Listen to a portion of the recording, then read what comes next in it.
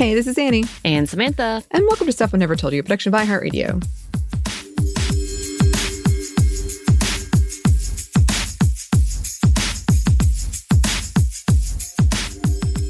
And welcome to one of our last episodes of 2024, which means we thought we would do some end of the year favorite episodes that we've done.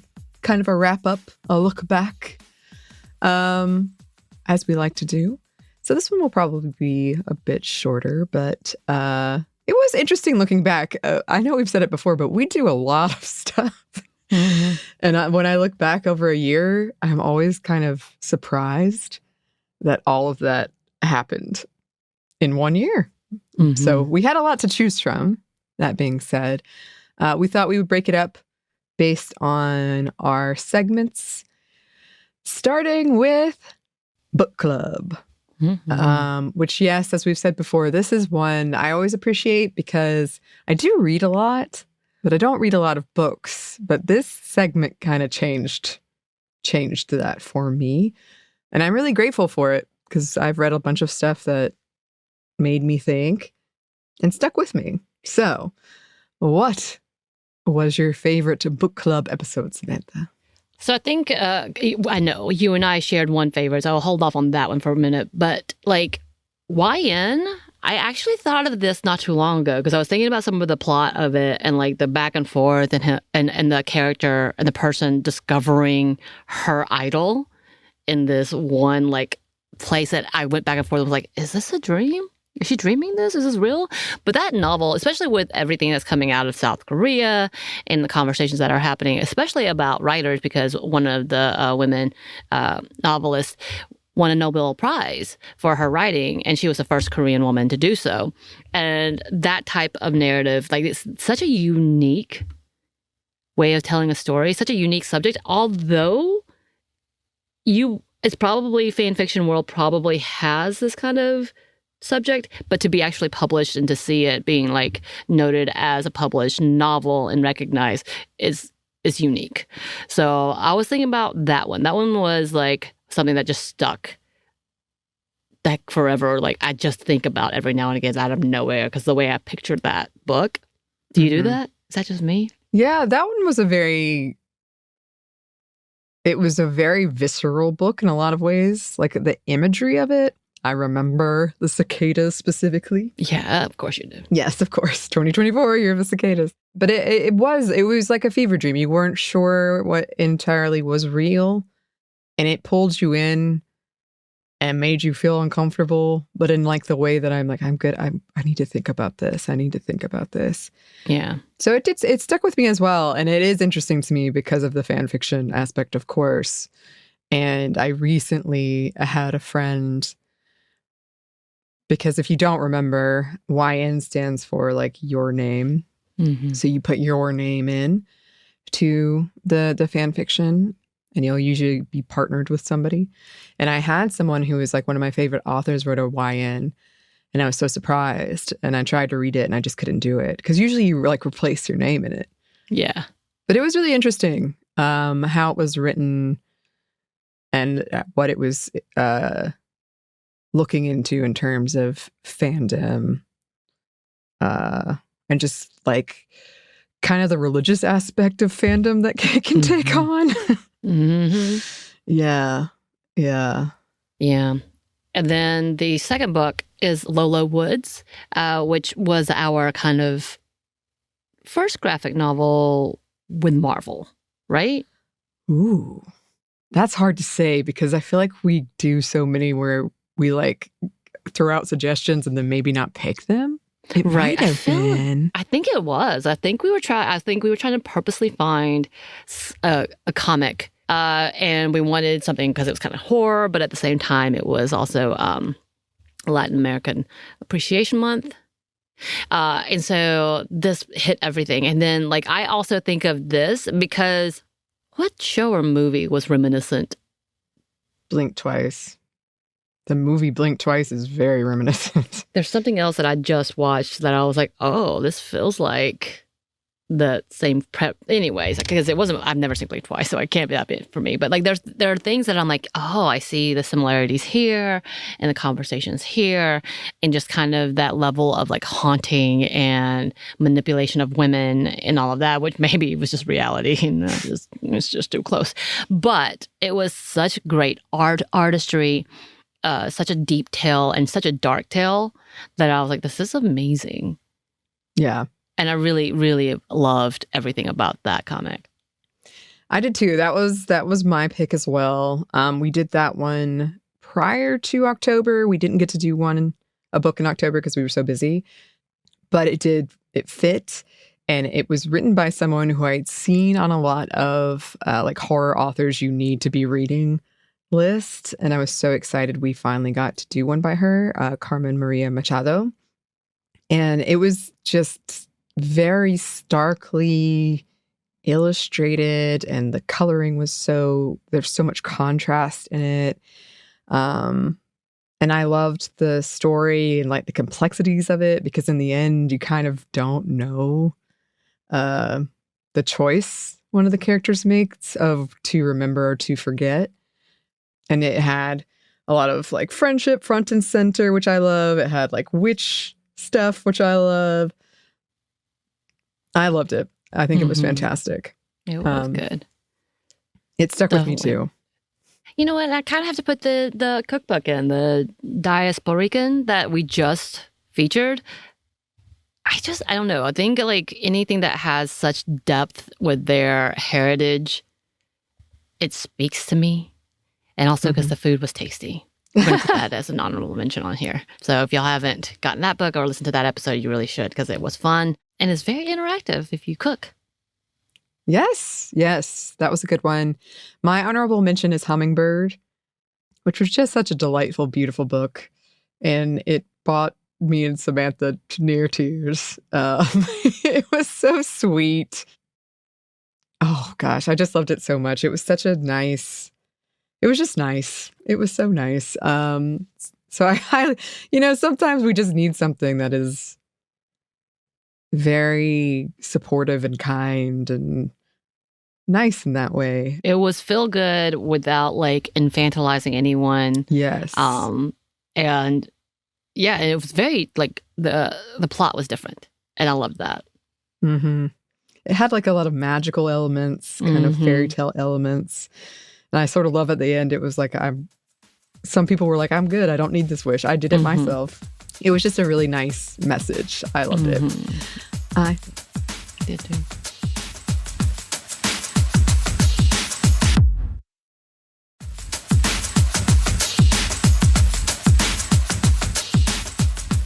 All right. What about Feminist Movie Friday? We do love movies here on Sminty. We do. Sometimes we do more than one a month because we love them. Yeah. And I'm picking one that we did a couple of because we are not finished with this saga. No. I've already talked to Joey about this, talked about it with Christina. As in fact, when you were gone on jury duty, Christina and I had a whole Q&A about it. Twilight, all of the Twilights. And I'm saying this as like a whole saga because it is delightful. It is a cult classic and it re-emerges. I feel like maybe it just never goes away. It's just a classic. But yeah, we do need to finish it out, Annie. We do need to finish it out. But I love talking about it. I love the joy it brings when I remember everything to it. Thus far, the controversies on it are not so problematic. And I say that with bated breath. But all of that to say is, yes, I think, of course, Twilight is going to hit at the top of the realm. Also, I love a good, like, when we do any classics, Death Becomes Her. Did not hold up well, but, still a classic. Yeah. That was a fun one. I do enjoy the Twilight ones. It's fun for me because I get to see, like, people nerd out about it. I'm usually on the other side of it, so I like being like, oh, okay, I can't wait to finish it out. I think it's going to be fun.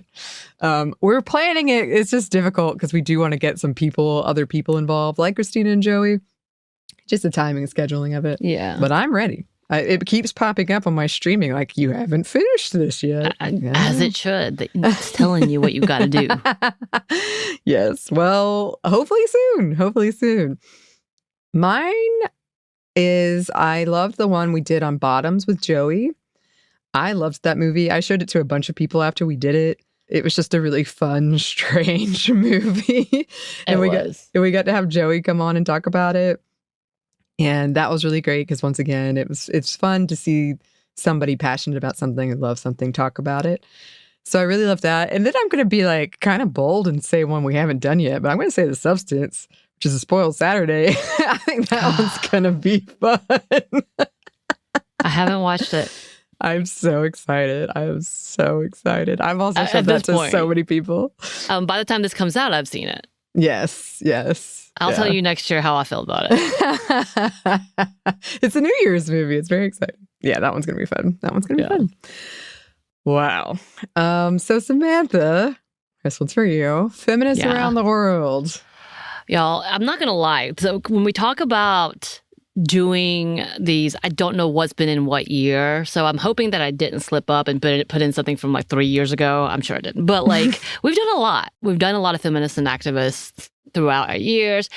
This year, you know what? Every year we talk about like trans activists as well, but I think it's so important that we keep talking about it. One of the ones that I liked we did was the trans nonprofits episode. And again, it was very short, but we highlighted a few of the NGOs that exist around the world and why they're important, especially with the anti-trans movements happening. We talked about my sister's house that's located in Memphis, Tennessee. We've talked about Black and Pink National, which is also an organization around here, or you can go to blackandpink.org. It was, I think, released in April for Trans Visibility Day. So if you want to go back and listen, try to find that episode, because we do highlight a few of the great organizations, Trans Lifeline, all of those that you should try to go and look up. And then I'm sure they will link you to like local areas to help the trans community, because it's really important that we stick together in this conversation, especially when it comes to intersectionality. With that, I think our conversation about Sarah McBride, featuring her not only as an activist and an advocate, but about the controversy surrounding her, even though it's not exactly on par with what we typically do for this segment. Having that conversation was really important and still important. We saw a friend of the show, Raquel Willis, recently, and a group of trans activists go have a sit-in at the Capitol trying to talk about the need in this conversation and why what Sarah McBride, the scrutiny that she is under, is important, and we have to talk about it today. We know a lot of Supreme Court stuff is coming out as well soon, and a little bit nervous about that, but having that kind of conversation during these segments, I think, is important. But of course, with that, we would talk about someone like Teodora del Carmen Vasquez, who was a reproductive right activist, and she came out in support of the U.S. I believe she lived in El Salvador, and she's a big proponent of reproductive right and justice. And she made sure, like, she tried to comfort the U.S. and American people with what she went through and how hard she fights for her country. So when you see people like that who fight for us, you can't help but remember why these people are so important and why remembering people all over the world is important. So those are going to be my top 3 for now. But you know, there's so many. We have so many. We do. This is funny because I don't think it's any secret. We've talked about it before. But usually what happens is when we get an outline, if we're sharing, I go in first and then do way too much. And then Samantha comes in. But I did all this stuff and cut it all out because I was like, stick to one, Reese. I'm doing a you. I'm pulling a you. I give him the list. It's my turn. I love it. Okay, that's all right. Well, for fictional women around the world, I chose Xena Warrior Princess because that feels like forever ago, doesn't it? But it was this year. I did not know much about her. She was like one of the big feminist icons I needed to know. She has a really fun, like, fan fiction queer relationship that was really fun to learn about. There were a lot of great quotes from Lucy Lawless about her. And it was just a really, really fun one to do. And it was fun to hear from you about your thoughts about Xena Warrior Princess. And then me, having not seen it, but having seen Young Hercules with Ryan Gosling. Where I haven't gotten to the end yet, but I'm pretty sure she shows up. We'll see. Does she? I think so. Does she time travel? Oh, who knows? Okay, yeah, that's confusing. That's not correlating in my head. I was like, wait, what? Okay, keep going. Yeah, but that was just a really, really fun one. And I knew that was a character so many people cared about or really it impacted their life. So I enjoyed the research on that episode. Because again, it was something I knew about, but I'd never watched. Yeah. So it was really cool. I want Lucy Lawless on the show, 1. 2, you need to be... Maybe we need to go through quickly Sex and the City a little faster so we can do that as a watch through. Even though I would be like, I don't remember this. Because I don't think I've watched all of them, but I did watch quite a bit. Yeah. Love Xena Warrior Princess. Yeah. It was really fun to read about. I know huge cultural impact. So maybe, but man, we're going slowly through Sex and the City. So very slow. But maybe one day.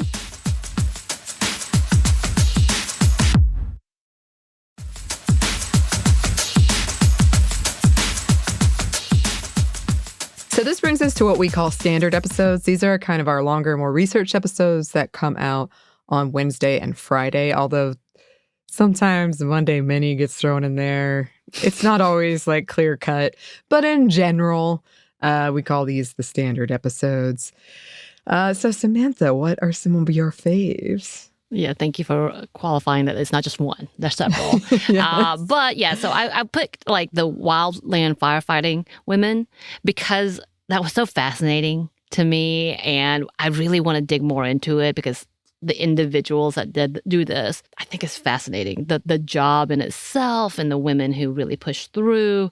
I know we've had listeners being like, they like really enjoyed this episode and they've had experience with that. So we need to get somebody on.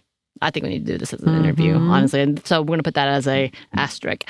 Native women and languages, again, another big conversation. And I think that we need to open that as a series. We haven't done one this year, have we? Technically, the religion series last year, it ended into this year, right? Yeah, I'm pretty sure we ran that as a playlist. I know we were talking about doing it as a playlist this year, but I looked and I'm pretty sure we did it at the end of last year. I'm just kidding. Every Christmas is a Christmas special. I'm just kidding. But yeah, Native women and not just languages, but just the amount of things that they do in order to preserve culture and the environment. So like when we talk about food culture and how they try to save that, traditions, as well as rituals, as well as medicine, herbal living, as well as languages. So that was fascinating. And of course, doing that internationally would be a series because we only hit into mainly the North American areas as well as Australia. So that is not enough. So we want to expand that. But also with that, the interviews that we do, I love doing interviews. I love meeting new people. You know this. This is a thing. The one with Renee Gittins from Stumbling Cat and her game Potions, so much fun. We need to have her on, see what she's up to with her new games. I'm sure she's creating some more stuff. And then also Emma Grace. I can't believe you didn't mention Emma Grace, who was the entomologist that came on and talked about cicadas. And then we were like, we need to talk about the female bugs that take on the world, essentially. Yes. Which we do need to come back to. But like those are so much fun. And there's so many more. We've had so many great interviews just recently with Maria, like so many great conversations, the private eyes. Like it's good. It's good. And those were some of my favorite ones to do and feature. Yes. And going off of that, I would say when I was choosing for this, a lot of Bridget's episodes came up. Yeah. Bridget does always a great job when she comes on. One of the ones that stood out to me is What's Missing from the Online Discourse on Trad Wives, which is still really relevant and really important, as with almost all of her episodes. Always. Right. Always. Yeah. I really liked the Lena image as well. And then when we have Eves come on, Eves is always a delight. She just does such a great job. Yes. Yeah. The fascinating history of some of the what we call firsts, and always put that as a caveat. It's so good. And I love listening to her talk about it because it sounds like we should be writing a script for a movie every time. Yeah, every time I'm like, I am ashamed and angry that I didn't know more about this or anything about this previously. And then I will say, selfishly, I have really enjoyed still doing the fiction episodes we do. And we recently kind of hit a milestone of the end of part 2 and the beginning of part 3. And the beginning of part 3 is such a downer. And I liked that people wrote in and were like, oh, yes, I'm into this. That made me so happy. Nice. But yeah. We always do love all of the different subjects we get to cover, all of the people we get to have on, all the people we get to work with that make this show, and all of you listeners who give us suggestions or resources. All of that stuff, because, having this many episodes come out, it is a lot. So we really appreciate it. And we have learned a lot. These things stick with us too. Absolutely, they do. So thank you to everyone who has been on the show, everyone who works on the show, and all of you who listen to the show. We appreciate you. And we would love if you wrote in and let us know if you have any favorites or if you have anything that you really want to see or hear in the coming year. You can email us at stephaniemomstuff@iheartmedia.com. You can find us on Twitter and Blue Sky at momstuffpodcast, or on Instagram and TikTok at Stuff I Never Told You. We're also on YouTube. We have a TeePublic store, and we have a book you can get wherever you get your books. Thanks as always to our super producer Christina, executive producer Maya, and our contributor Joey. Thank you. And thanks to you for listening. Stuff I Never Told You is a production by iHeartRadio. For more podcasts from iHeartRadio, you can check out the iHeartRadio app, Apple Podcasts, or wherever you listen to your favorite shows.